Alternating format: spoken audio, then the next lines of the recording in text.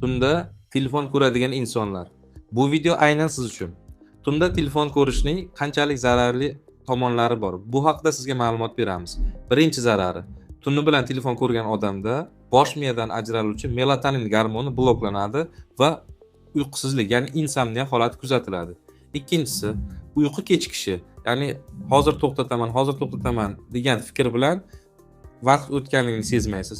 Uchinchisi, kunning ertasi kunida tunda uxlaysiz, kech uxlaysiz va kam uyqu bo'lganligi sababli ertasida charchoq, diqqat tarqoqligi, xotira pasayishi, ish unumdorligi pastligi kuzatiladi va asabiylik kuzatiladi. Tunda telefon ko'radigan insonlarda bundan tashqari telefondan ajraladigan ko'k nur melatoninni bloklash bilan birga ko'zdagi ko'rish qobiliyatini ham pasaytiradi va salbiy ta'sir ko'rsatadi. Bunday insonlarga tavsiyamiz kechki uyquga yotishdan 2 soat oldin telefon va boshqa nur tarqatuvchi texnikalardan uzoqlashing va qorong'i xonada tinch holatda uxlashga yoting va dam oling. Shunda kunning ertasi kuni mehnat unumdorligi yuqori bo'ladi, xotirangiz va diqqatingiz jamlash oson bo'ladi va charchoq sizda kuzatilmaydi.